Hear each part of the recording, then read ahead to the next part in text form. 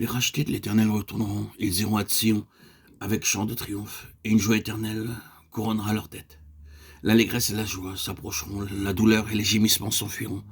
Ésaïe 35:10.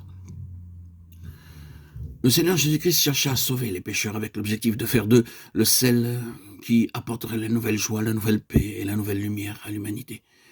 Le Seigneur Jésus-Christ vint dans le monde pour donner la joie. De tout temps, les gens ont eu un grand désir de se procurer la joie, mais ne savent pas comment l'obtenir. Ils ne savent pas qui est Dieu, où il est, ni comment le trouver et lui parler. Je me souviens de la faim et de la soif que j'avais lorsque j'étais un converti.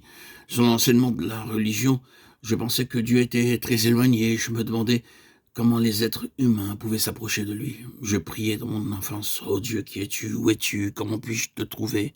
Souvent, je ressentais que je m'éloignais de plus en plus de Dieu.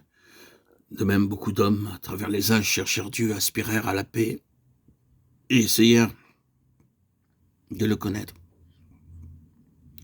Ils ont bien souvent sombré dans le désespoir. La joie céleste doit être partagée avec les autres. Dès que nous l'avons, nous ne pouvons pas la garder pour nous-mêmes. Avez-vous trouvé cette joie? Combien de personnes ont trouvé par votre moyen la même joie que vous?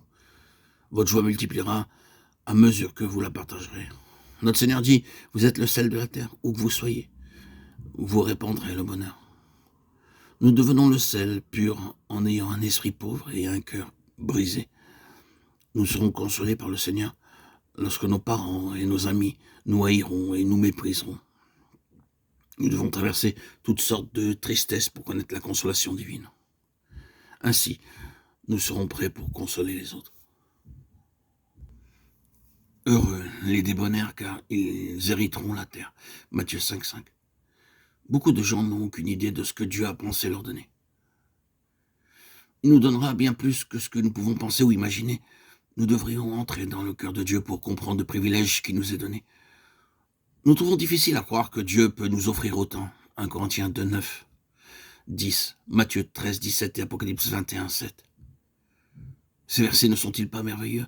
Ce sont des choses que l'œil n'a point vues, que l'oreille n'a point entendues et qui ne sont point montées au cœur de l'homme.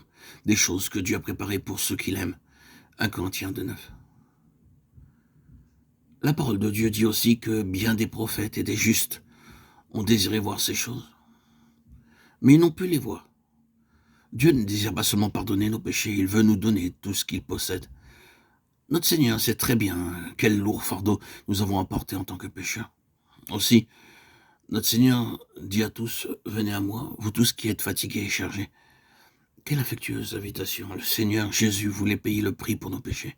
Il le paya pleinement, même pour nos pensées, nos imaginations pécheresses. Notre Seigneur vint dans le monde pour recouvrer toute perte.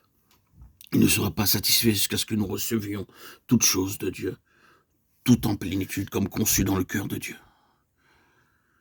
Nous le pouvons en apparence, en apprenant la douceur. Mais il nous faut être et franchir le troisième pas pour devenir le bon sel. Alors seulement nous pouvons hériter de toute la richesse du Seigneur, Jésus-Christ. C'est pourquoi il dit, venez à moi et apprenez de moi, car je suis doux et humble de cœur, et vous trouverez le repos de vos âmes. C'est la leçon de toute notre vie. Nous devons nous méfier des apparences extérieures, de tout ce qui est extérieur à notre vie intérieure, de l'orgueil du monde que nous avions avant notre conversion, l'orgueil de la famille, l'orgueil du pays, des amis, des parents ou des qualifications.